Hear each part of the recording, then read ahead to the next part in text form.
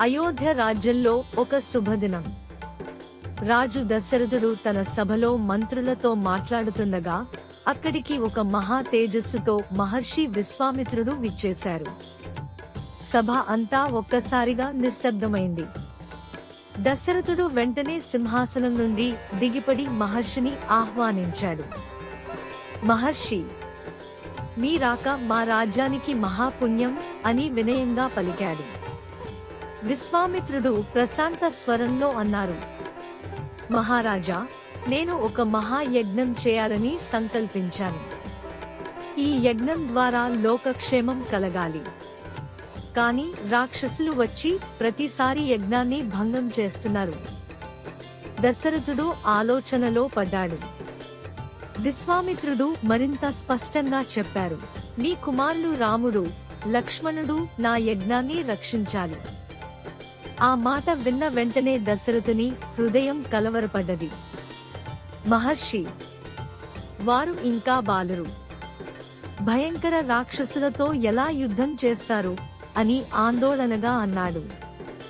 అప్పుడు అక్కడే ఉన్న వశిష్ఠ మహర్షి చిరునవ్వుతో చెప్పారు, మహారాజా, రాముడు సాధారణ బాలుడు కాదు. అతడు ధర్మ స్వరూపుడు. దశరథుడు భారమైన హృదయంతో అంగీకరించాడు. రాముడు, లక్ష్మణుడు వినయంతో మహర్షి పాదాలు నమస్కరించారు. వారి ప్రయాణం ప్రారంభమైంది. అడవిలోకి అడుగుపెట్టిన తర్వాత ప్రకృతి స్వరాలు వినిపించాయి. పక్షుల కిలకిలలు, చెట్ల మధ్య గాలి సవ్వడులు. విశ్వామిత్రుడు వారికి దివ్యాస్త్రాలు, మంత్రాలు ఉపదేశించాడు. రాముడు ప్రతి మాటను శ్రద్ధగా గ్రహించాడు. లక్ష్మణుడు అన్నకు తోడుగా ధైర్యంగా నడిచాడు. కొంత దూరం వెళ్లిన తర్వాత అడవి స్వభావం మారిపోయింది. చుట్టూ చీకటి కమ్ముకుంది. జంతువుల అరుపులు భయంకరంగా వినిపించాయి. విశ్వామిత్రుడు ఆగి చెప్పారు, ఇది తాటక నివాసం. తాటక ఒక భయంకర రాక్షసి. ఆమె శక్తి అపారము. ఆమె గర్జనతో చెట్లు కంపించాయి. ఆ గాలి బలంగా వీచింది.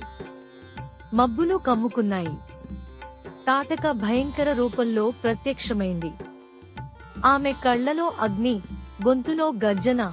లక్ష్మణుడు వెంటనే విల్లు సిద్ధం చేసుకున్నాడు. కాని రాముడు ప్రశాంతంగా నిలబడ్డాడు.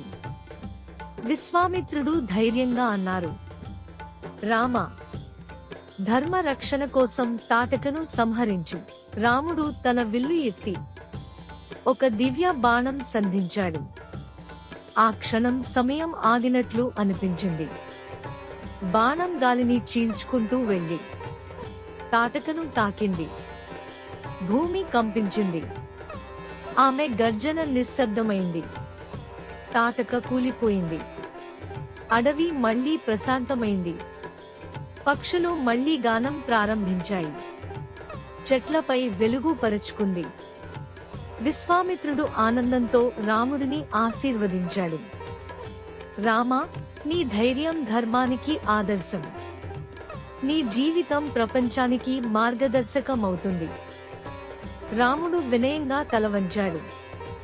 ఇది రాముని తొలి రాక్షస సంహారం. ధర్మాన్ని కాపాడటానికి వేసిన మొదటి గొప్ప అడుగు. తరువాత విశ్వామిత్రుని యజ్ఞం విజయవంతంగా పూర్తవుతుందా? ఇంకా ఎలాంటి సవాళ్లు ఎదురవుతాయి తెలుసుకోవాలంటే ధర్మ కథలుని ఫాలో అవ్వండి.